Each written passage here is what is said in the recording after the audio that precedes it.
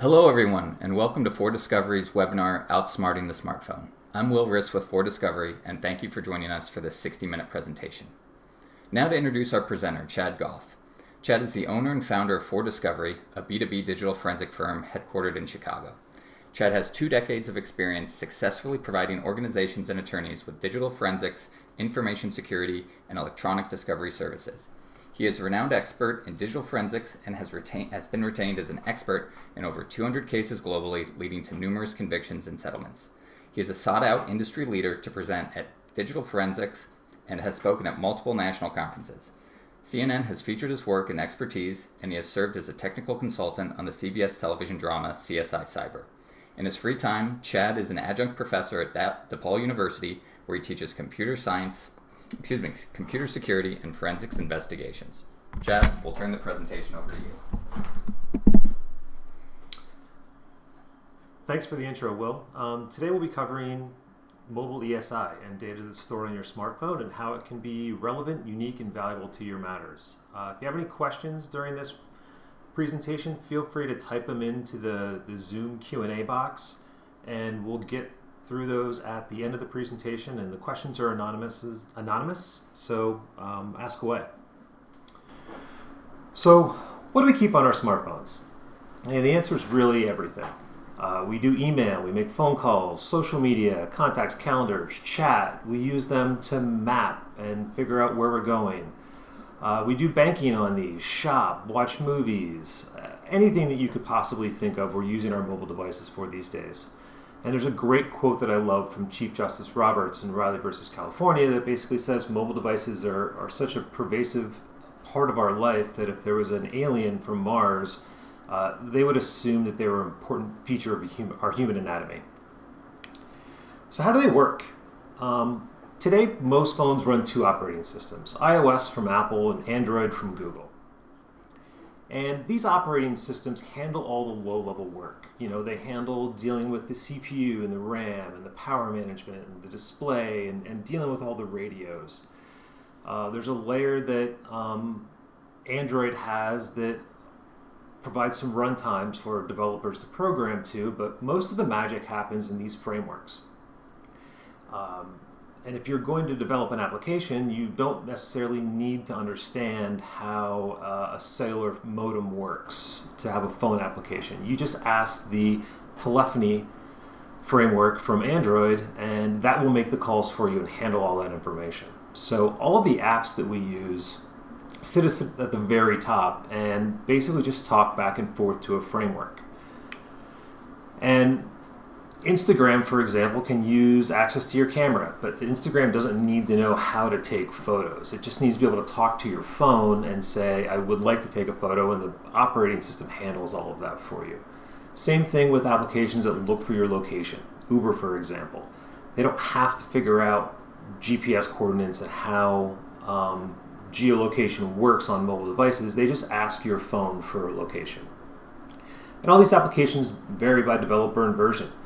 Lots of different features and functions that are out there, and these phones can store data locally on the device, or they can sync it to the cloud. And most of the applications on our phones store data in a database, typically SQLite. All the operations for SQLite come from the operating system of the phone, but in some cases, manufacturers can choose to actually encrypt their databases. Secure message applications like Signal are an example of that. And applications can actually opt themselves out of being backed up. So a typical backup of a device may not grab all the application data from a specific application.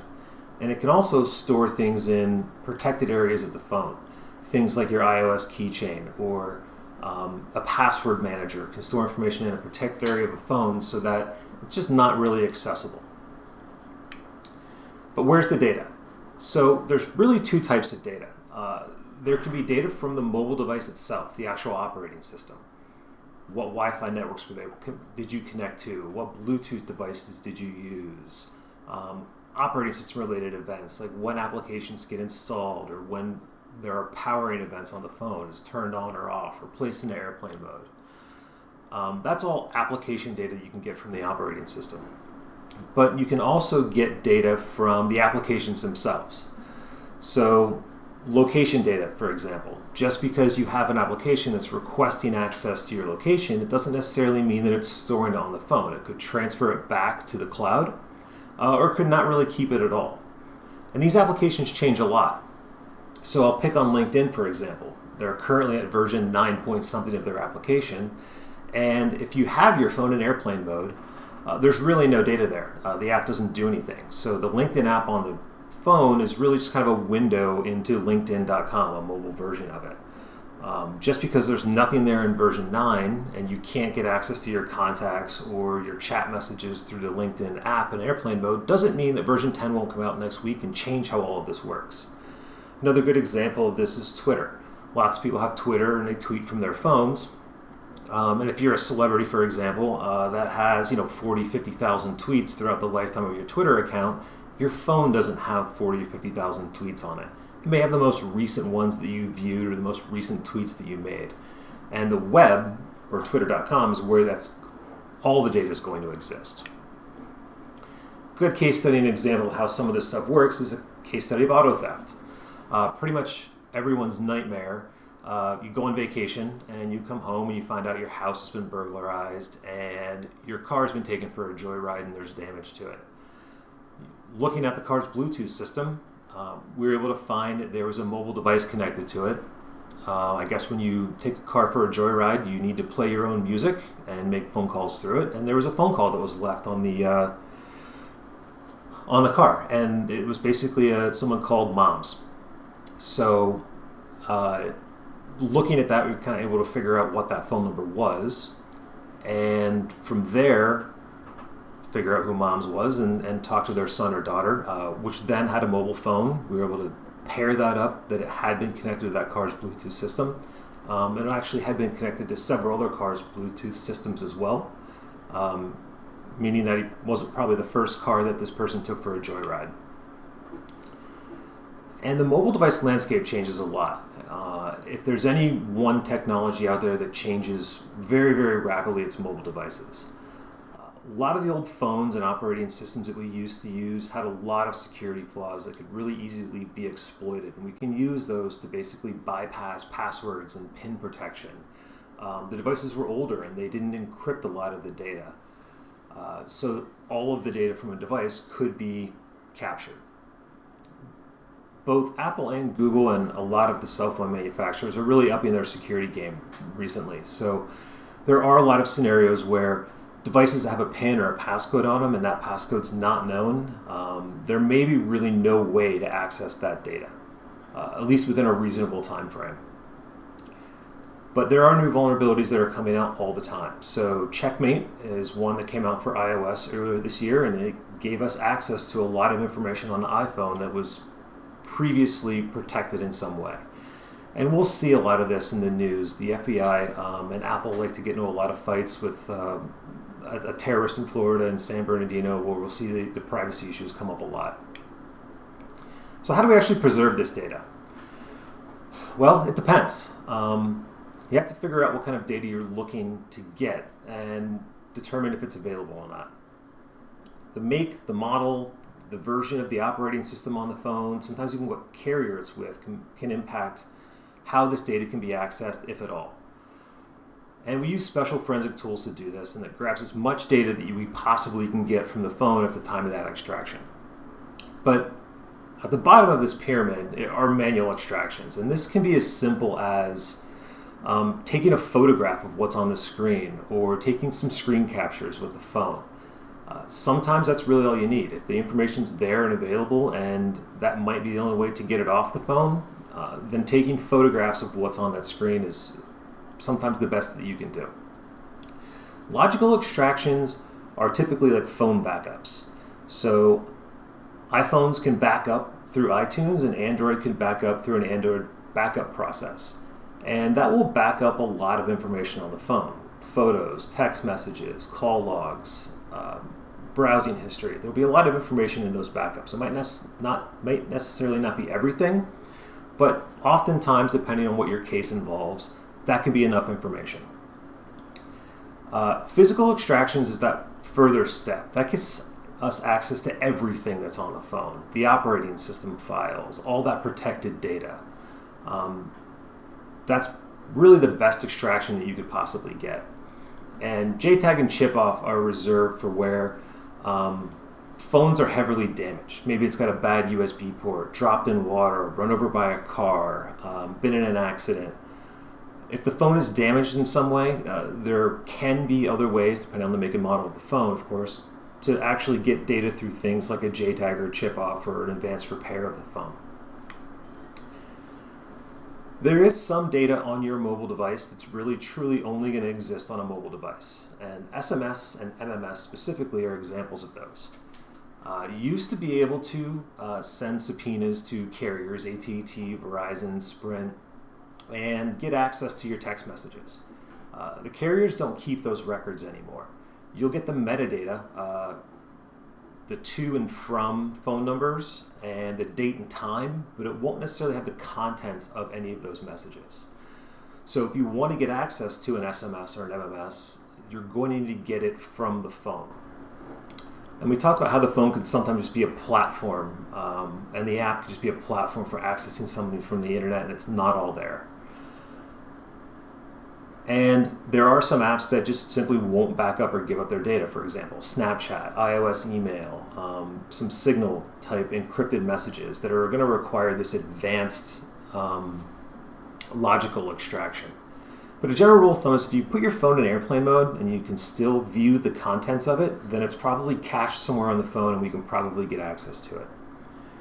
But your phone and the cloud are starting to merge. And Apple has things like messages on iCloud that actually sync up messages that you may receive on a Mac, an iPad, and an iPhone all into one database, and it does it in real time. So deleting something on a phone will also delete it from iCloud, your iPad, and your Mac. And that can also mean that not all of the messages are actually on your Mac, your phone, for example. If your phone is running low on space, it has the ability to offload a lot of older messages up into iCloud. So even just by imaging the phone and getting access to all the messages on the phone may not be the entire conversation history. But oftentimes we ask, do you really even need the phone? So much data is backed up to iCloud these days, and a lot of it's done in real time, almost instantly. Browsing history and tabs, SMS and other chat messages are synced up with iCloud if those settings are enabled. So even without a phone, you can get a lot of data from the cloud directly. If you have a Samsung device, there's a Samsung cloud. If you have an Android phone, a lot of it backs up to Google. If you have a specific Google Pixel phone, Android phone, then even more information gets backed up. So without the device, you can still get a lot of information. And these backups can linger for a while.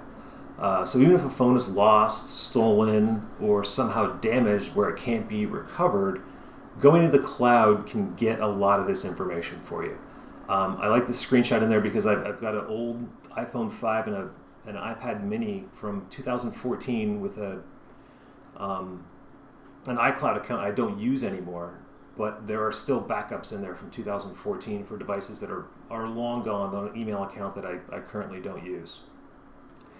And these backups can exist on a computer as well. So if you ever plug in your iPhone to a computer that has iTunes on it, or have backup software for your Android computer, and you've attached your phone, there can be a backup of that exists on computers, and they don't go away. So they can exist for quite a long period of time if a phone has been gone.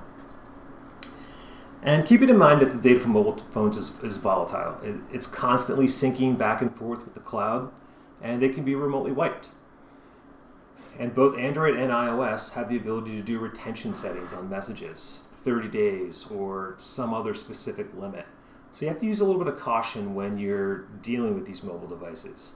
It wouldn't be the first mobile device that they've sort of turned off and thrown in a desk drawer for a month or two to determine if they want to involve this phone in litigation, and then 6 months later the phone gets turned on and it's got a message retention policy of 30 days and it kind of wipes itself. So you need to be a little bit careful when you're dealing with these devices. Mobile phones can be collected remotely. During COVID now, this is something that we're doing quite a bit. And it processes fairly easy. We've got specialized remote collection laptops. Figure out what kind of data, what kind of phone it is, ship the laptop out. We work with the custodian on timing. The laptop actually phones home back to our office where a real examiner can basically log in, where the custodian connects their phone.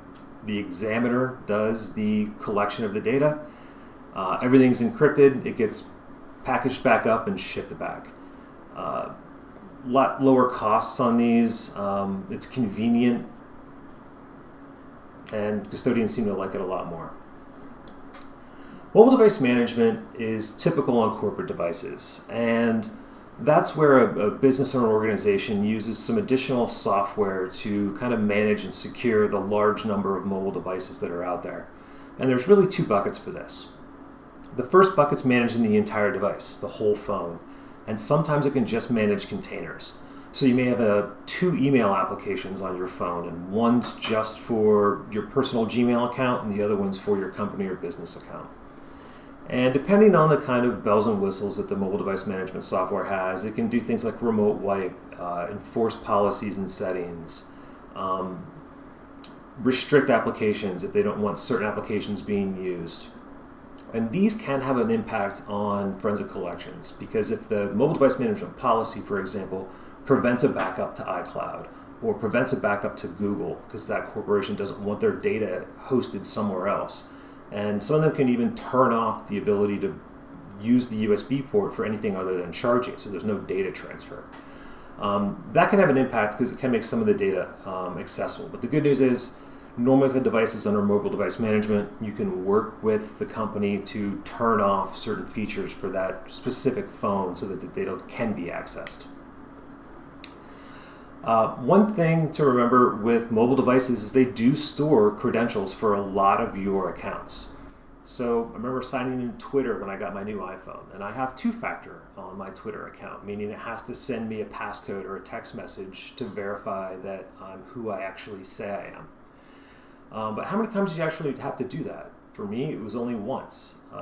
When I downloaded and installed Twitter, and when I logged on for the first time, I used my user ID and password. It prompted me for a code. I typed that in, and I was logged into Twitter. It's been years since I've had my phone, and I've never had to re-log back into Twitter. And that's because there's equivalents of passwords or tokens that are stored on a phone. And often these tokens can be extracted with the permission of the custodian, of course, and used to access other accounts. So we have a lot of estate cases where there's been a wrongful death and they can't get access to an email account or a social media account, for example. Using these tokens and sort of impersonating the phone can give us access to some data that's out there in the cloud that we may not have been able to get because we don't necessarily know the password, but we have a device that does. Some of the gotchas is that this data can exist in multiple locations. Your phone may not be an entire picture. It may require the phone and the cloud to be collected at the same time, and there might not be an exact mirror to this. I could have documents in my local Dropbox on my phone that aren't in the Dropbox on the web because I haven't used Dropbox in a while. And the other problem that we run into a lot is the cross between personal and corporate devices. So a company may have a BYOD policy that allows employees to use their own personal phones, or they may even give out corporate phones, but they're using a personal iCloud account or a personal Gmail account so they can get access to all the apps and the music that they purchased. And those are being used. So even if an employee resigns or quits and you wipe their phone, there still exists a bunch of data in the cloud. And that cloud account is a personal account, and it's not managed by a company or organization. So they basically have the ability to get a new phone and just restore all that data back. The power of a protocol. So obviously the data that exists on these mobile phones are relevant. It's just electronically stored information. There's not really a lot of difference between a deleted email or a document and a recovered text or photo from a phone. It's discoverable. Text messages are not really any different than email communication, and we're used to dealing with email in cases. And all of the federal rules would apply for mobile devices as well. You can put a litigation hold on them. You can preserve them and image them. You can filter them. You can put protective orders on them. Everything that you're used to doing with traditional ESI, you can do with mobile devices as well. Christo versus Beatport were two DJs in California. One of them conveniently lost their phone, and the judge did order an adverse inference in that situation for failure to preserve a lot of this data. So it can happen. And mobile devices are invasive. No one wants to turn over their cell phone and let somebody else go through all of the data that's on there. We use these things every day for a ton of different reasons. So we've got personal photographs on there, maybe social security numbers, financial data, photos of kids. I've seen garage door codes, dates of birth, passwords and account information on there. Nobody wants to hand over their mobile phone to a set of strangers to basically root through it. And we get a lot of pushback for collection on mobile phones for this exact reason, and that's where the power of a protocol comes in. Figuring out what kind of information you need from a phone, why it's going to be compelling or helpful to your case, and what kind of date ranges might be relevant, and crafting that up with additions in there to say that personal information like photos or text messages to and from a spouse, all of that stuff will be excluded and not viewed. Coming to the table with that in advance usually helps out a lot when you're dealing with collections from mobile devices. So have that story about why it's relevant and likely to be helpful to your case. Put that NDA in place. Making sure that any non-relevant personal information won't be produced or reviewed. In-camera reviews or special masters are something that we do a fair amount, where we'll produce data from a mobile phone and just provide it to the court, and they'll review it to see if it's actually relevant. That can happen a lot with location data in some cases. And remember that some of these phones and some of these accounts can be outside of the reach of corporate security controls. So I did want to talk about 902.13 and 14 just a little bit. These aren't really that new, but we've been seeing them used a lot more with mobile devices. In the past, it used to be that, if you're going to talk about how location data on a phone works or text messages, you'd have to sort of bring in an expert that can talk about how phones get location information.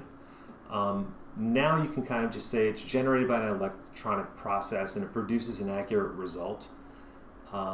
So there's really no reason to bring in an expert to talk about a lot of that information. Same goes with how a lot of the data from the phone, the text messages, the collection of the phone could kind of be self-authenticating. So in the past, I've had to get up and testify to the process used to collect data from the phone and what software was used and how it was done and how I produced the text messages and review them and say that they're a true and accurate copy before they can be used as evidence. Now both 13 and 14 can kind of be handled just by an affidavit, a quick affidavit that explains how I did it. It was a forensically sound method, and all the exhibits I'm producing are true and accurate copies. So it saves a lot of time and money. Analysis of the data. Anything that you're really looking to do with traditional ESI, you can do on mobile devices. But remember, it's stored in a different format. It's a database. It's not something you can just typically print. It won't make a lot of sense. Sometimes it has to be queried to bring back what you're looking for. Remember, text messages on a phone are just records in a database. There's a query that happens on your phone when you want to look at text messages between you and a spouse, and there's some formatting that happens behind that puts them in nice little bubbles that tells you who sent which message and what the order is. So it's just a database, and we can use a lot of these databases and run queries on them and extract a lot of the information. And sometimes we can even put nice little formatting behind them that makes it look like bubble sets. But anything that you're typically used to doing, keyword searching, proximity searching, date filtering, can all be done on mobile data as well. And a lot of applications are supported out of the box. Common things like call logs, text messaging, Facebook. They're basically supported by a lot of the forensic tools, but you can have a lot of third-party applications that aren't. Evernote, for example, if you're taking notes in Evernote, you may have a database of all of your notes, but the forensic software is not going to provide you with that database because it just doesn't parse that automatically. Things like Spotify, Pandora. We've used those a lot in cases as well for whether or not someone was listening to a particular song when they crossed the street and got hit by a car or caused an accident. So this can take a little bit of time and effort to go through these, but the information is there. It's just not readily available and presented. And if you do get a production from somebody else that has mobile data in it, remember that you're really only seeing that analyzed data and not everything that may exist in a phone. So there may be a lot of third-party apps on the phone that just aren't present in the analyzed data that you're looking at. So you've made an image of a phone. What do you want? We get the give me everything. I'm not really sure.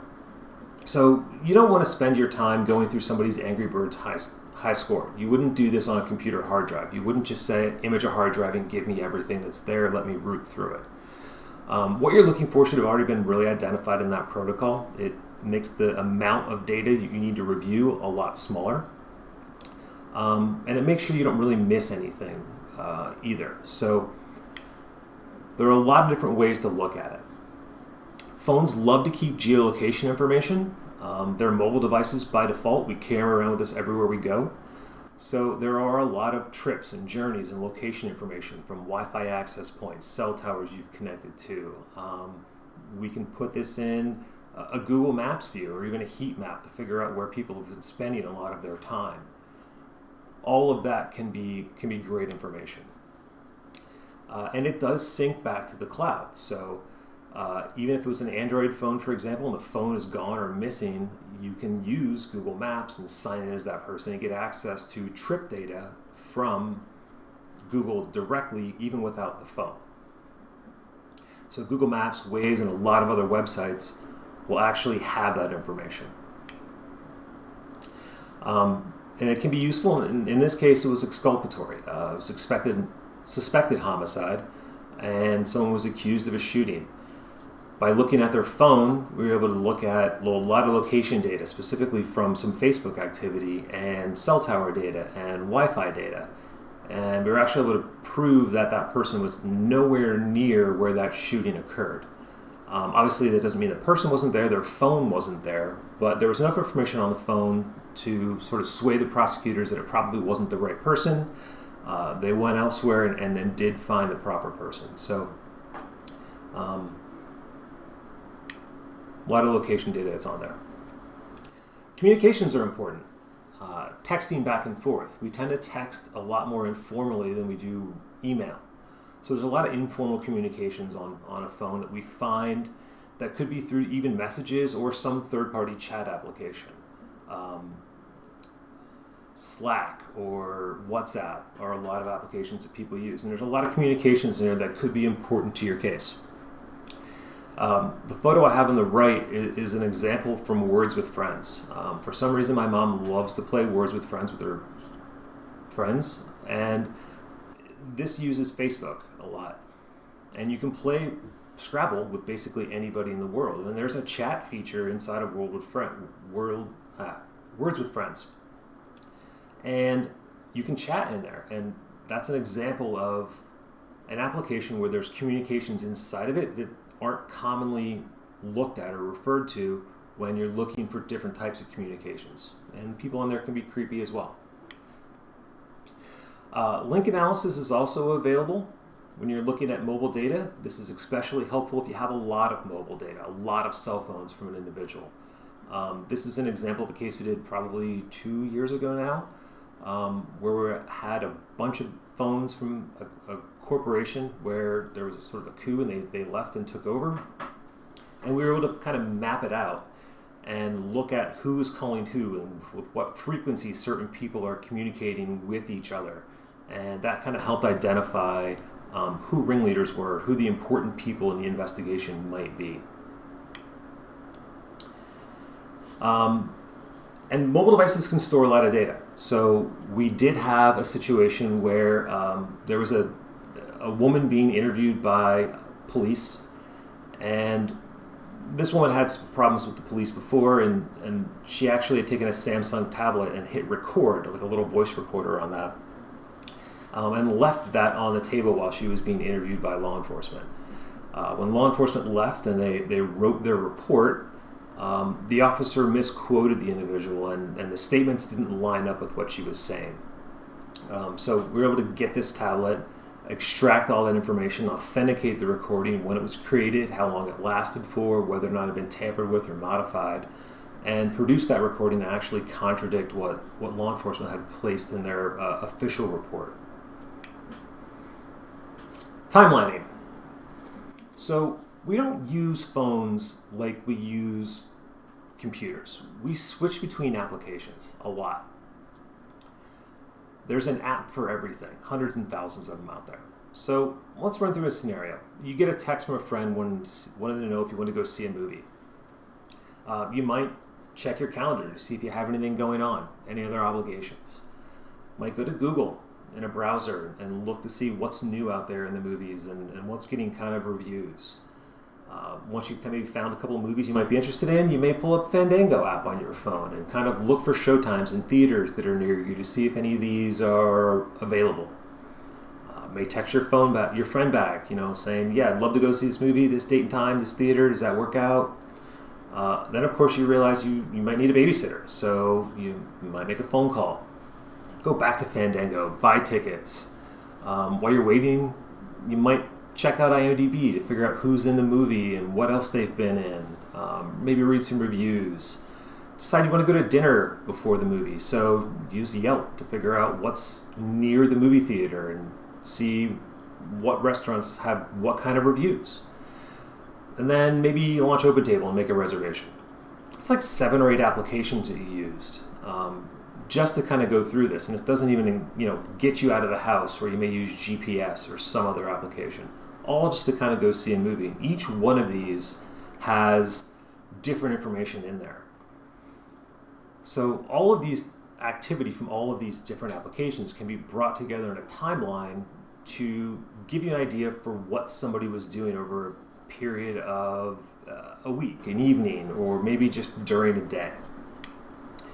Good example of this is a sexual harassment case, and this is sort of a sanitized version of a real one, where the initial protocol when we got it, thankfully before the device was collected, was just looking for messages between Bob and Susie. Those are the two individuals involved in a sexual harassment suit. And it was basically, do you want to work on this project proposal? Swamped. Can we do it after work over dinner? Sure. Thanks for dinner. Had a great time. Hope I didn't drink too much. Yeah, we're fine, thanks. Not really that compelling of a sexual harassment case. Just going off the SMS messages only between Bob and Susie. But if you were to expand that to all the applications, in the middle of that, Bob sent his friend Jack a WhatsApp message saying that he's going to get together and make a move. He used Yelp to look for a romantic restaurant to actually have dinner at. In the middle of dinner, texting Jack again, dinner's great, and how much he's drinking, he's going to go back and make a move. Next morning, he's like, maybe it wasn't a bad idea, looked up some sexual harassment scenarios. You still have that message back and forth between Bob and Susie, and then Teams, Microsoft Teams, an app for corporate communication where he texts a coworker, think, might have crossed a line, can you see if she's mad at me? So this is an example of how a timeline can show you all of the different things that occurred on the phone outside of just the communications. When you're reviewing and producing mobile ESI, it can be placed in a portable format. The screenshot on the right is a Celebrate UFED reader, and it can give you a way to kind of look at call logs and chats between different applications and contacts and view deleted records and application usage. So when you're reviewing a lot of this mobile ESI, you have to ask yourself in advance, is there anything you need to redact? How do you want to look at it? Timelines, spreadsheets. You can load this data into e-discovery review platforms like Relativity. They now have something called a Relativity short message format, where this data can be placed in there and it looks like chat messages. And it does allow you to kind of search and redact and review and produce in different kinds of formats. We've also taken data from mobile devices before that we've collected and restored it to a burner phone that you can use as an exhibit, something you can carry around with and kind of do a review. And remember that single messages from mobile devices are kind of useless without some context. So if you're going to keyword search text messages, a good example I had was Lego. We're working with a company and they had a top secret project that was called Lego, and they just wanted all the text messages that contained the word Lego. And sure enough, there were a few text messages that contained Lego, but they didn't have them in context. So we had a text message that just said Legos to a strange number. And nobody had any idea what to do with that. But without the context, so maybe messages within a couple hour period or the day or that communication string between the individuals, you realize it was somebody's sister asking their son what they want for Christmas, and the answer was Legos. It had nothing to really do with the project itself. So if you're going to run searches on messages, it is a good way to filter them down, but make sure you expand that a little bit so that you get some context that goes along with them. Securing these devices, they can be a security issue. Many companies issue laptops, but not mobile devices. A lot of companies don't have MDM or mobile device management. It's just rarely installed on some corporate phones. So without mobile device management, they're kind of out of reach from the IT and security staff as far as, do they have passcodes and pins on them? Are they encrypted? What kind of information are you allowed to access or copy from that phone? Good example of this is Facebook. Facebook connected to a Wi-Fi network. When you launch Facebook, it will actually go out and look at all the other devices on your network to see if it can talk to them. And Facebook gathers that kind of information. If you're in a secure environment, you may not want Facebook knowing what kind of devices are on your network or what those names of computers are.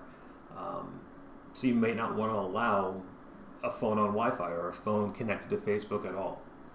So, if you have a BYOD scenario, companies can lose a lot of rights to that data, especially when the collection requires consent.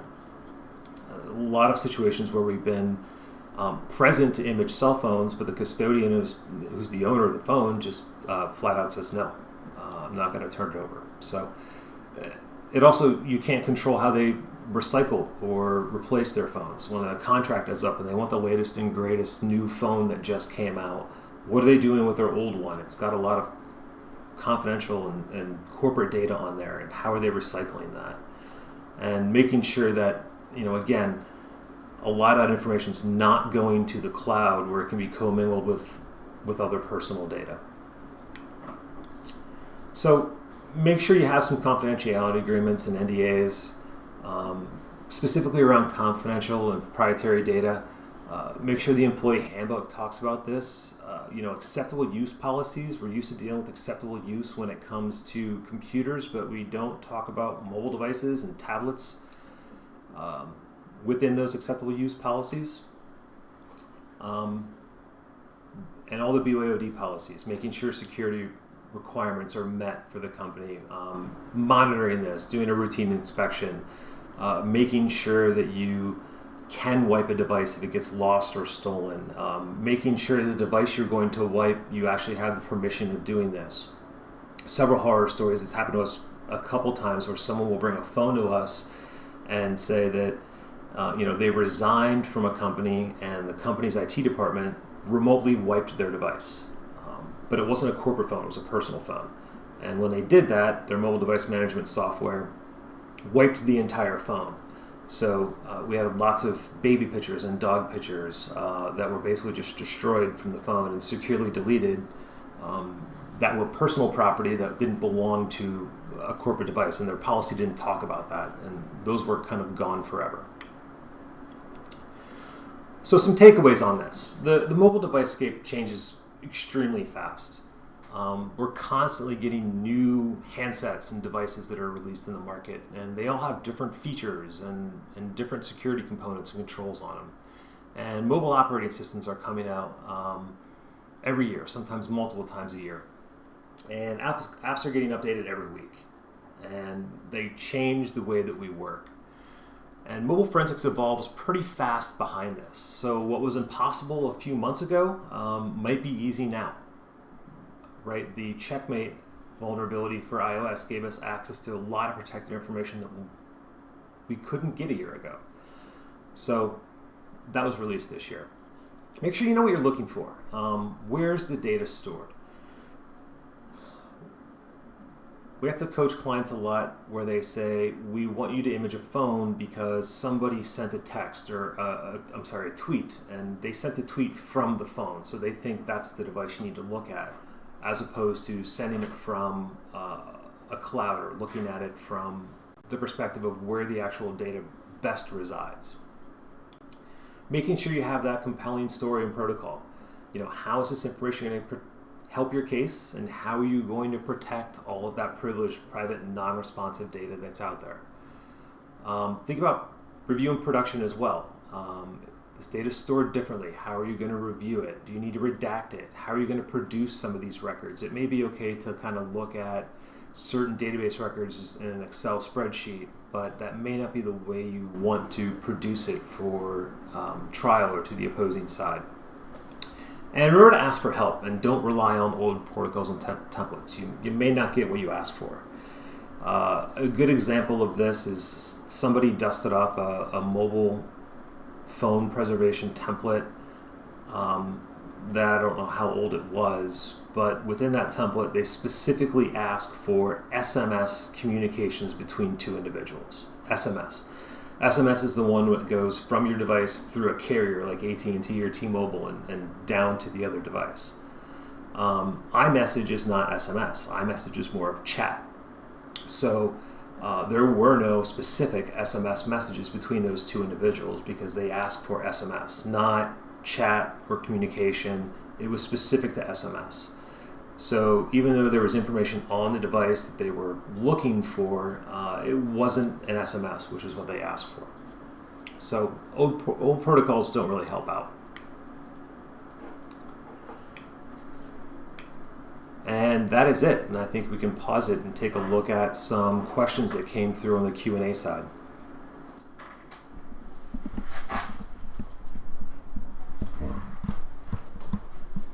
Perfect. Thank you, Chad. We'll go ahead and review the questions that have come in during the presentation. And just a reminder, questions are anonymous and they can be typed into the Zoom Q&A portion of the control panel or even through the chat as well.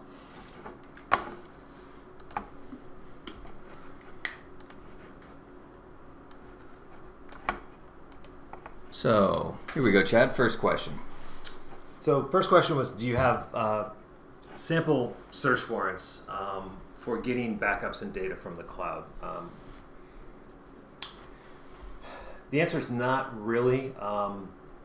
It's been, law enforcement's fairly successful in doing this. On the civil side, it can be a lot different and the burden can be different. I have plenty of law enforcement samples that law enforcement uses. They're just a little different for civil. So, if you need one, I could send you the law enforcement version, and hopefully that could be modified a little bit to meet your needs. Next question, appropriate steps to taking cell phone in evidence. Great question. I didn't talk about this a lot, but normally if you take a cell phone in evidence, if there's anything on the screen and you get the phone while it's unlocked, you probably want to take some photographs of it. And if you get it while it's unlocked, you want to put it in airplane mode to the extent that you can to kind of shut down all those radios. If it's a device that's unlocked and you don't think you're going to be able to get the passcode for it, you may want to plug in a device to it or change the settings so that the screensaver, the auto lock never really kicks in. To the extent you can't do that, they do make these things called Faraday bags, which block all the radio signals. And a phone can be placed in there as well. It really depends on the scenario and the source. I've seen scenarios where they need to keep the cell phone active because they think somebody may call it. So, it may be turning off just the cellular data piece of that. A lot of different ways to do it, but primarily it's making sure the device is, if it's on, keeping it on and awake so that you can access it. If it's off, keeping it off. Be able to get geolocation from, say, 2017 if an individual changed phones. If you change phones, there's a couple ways of doing it. So you can migrate your phone from your old phone to your new phone. That will often transfer a lot of that app data with you. And if you're using the same cloud-based account and you do have that turned on, then yes, you can go back pretty far and get data, even search terms and other things you've done while signed in. I know Google, and again, this changes quite a bit. I know Google recently just published some news saying they were only going to keep personal information around for a period of time. So it may exist in the cloud. It may exist in a backup that exists on some other computer. So Chad, another question that we had come in is there any way to recover text messages that are not saved to the internet if they are no longer on a phone? So if they're deleted from the phone, they may be able to be recovered by analyzing the database that they sit in and looking at those free pages or tables.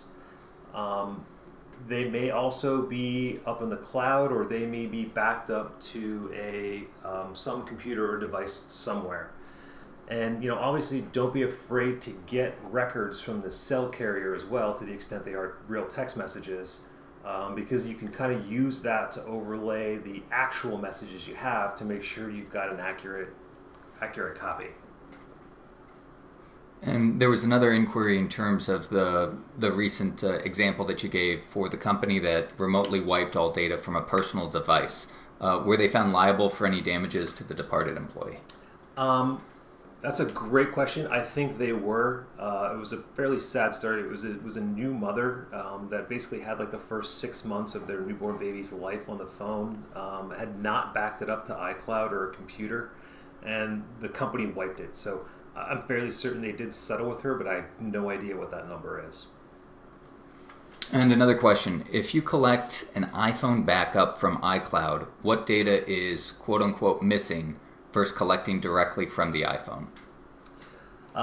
So that can depend on which services. So, when you're in iCloud on your phone, you can actually choose which services you would want to back up. So, for example, your contacts or your calendars may be missing if you don't have those little options checked. But a full iCloud backup can be very, very similar to what's directly on the phone itself. The other option being there is, I mentioned that there are some advanced sort of logical extractions that we can do that grab a lot of data from an iPhone that could be in like a protected storage space. So things like a keychain that might have a bunch of passwords in it. Some health data. So if you're looking at like Apple Health data, that might not get synced to iCloud. Can you talk about Graykey and their technology capabilities? Sure. So there is a company out there called Grayshift, and they made an extraction device called a Graykey. And this does have the ability to bypass and sort of brute force the 4 or 6-digit passcodes that exist on iOS devices. So if you have an iOS device and you don't know the passcode for it, Graykey can be an unlocking service that can do that. Graykey also does a pretty good job at extracting a lot of information that's typically stored in protected space on a phone, such as key chains and passwords and things in Apple Mail. Graykey is only available to law enforcement, so they will not sell or allow their devices to be used on the civil side of anything. So it's law enforcement only technology. So we have two questions that are somewhat combined into one. What have you seen since Snapchat keeping evidence on the phone, and how long have you seen Snapchat evidence remain on the phone, with the same question going to TikTok evidence as well? So Snapchat I can speak to. TikTok is new and it's changing quite a bit, and I'm not quite up to speed on the latest TikTok trend. Snapchat, we can get back things like communications in Snapchat. So if you message back and forth with a friend in Snapchat, that communication could be available for a period of time. The actual photos, they do get removed and deleted, and they often can't be recovered. I say often because on newer devices that have hardware-based encryption, they can't be recovered. On older devices that don't use encryption, we have been able to pull those back, or at least the fact that they existed. So, but also Snapchat has a takeout feature. So you are able to kind of go to a website, or it might be in the app, and request all of your available Snapchat data. And they'll send you a link where you can download exactly what Snapchat has on you, which is often more than what you can extract from a phone. Well, perfect. It looks like there's one last question that has come in. Law enforcement definitely needs to be trained on the difference between logical and physical extraction. Due to a lack of training and some LEO agency cases evidence they miss so much information. By thinking the logical extraction is only extraction, please make sure LOE understand the difference. Absolutely. We get mobile devices that are collected by law enforcement. So it may be an accident reconstruction case, for example, where there's been an accident, there's been an injury or a death, and law enforcement will collect those mobile devices at the time of the accident, and then later there's a civil suit because maybe a trucking company was involved or something, and we'll get the extraction that law enforcement has done. And you're right, like depending on the agency or even the examiner that did that, they vary quite a bit. What is the typical budget for a single cell phone collection and basic analysis? I love my "it depends" answer. So, normally a single cell phone can be collected for somewhere in that 500 to 1,000 range. And that's the forensic image and the preservation of all the data that's on there. This is where the "it depends" comes in, because it's what are you really looking for from the phone, and is the phone the best source of that evidence? Or do you realize that whatever app or whatever data that you're looking for might not be on the phone, it might reside in the cloud, and there may need to be an additional sort of cloud collection on that. And the analysis can vary as simply as, do you just want text messages and communications and chats between these two people for a date range? You're talking an hour of work. If you need to go through, individual database records for something complex like accident reconstruction, we found someone skipping songs on Pandora, 30 seconds before a 911 call, or something like someone, there was an event that showed someone plugged in headphones or connected a Bluetooth headset, like AirPods, to a device, before an auto accident. So something like that can take a little bit longer. All right. Well, it looks like we've covered all our questions. Chad, is there anything else you'd like to conclude with? No. Thanks everybody for attending, and hope to see you at the next webinar. If you have any questions, please feel free to reach out.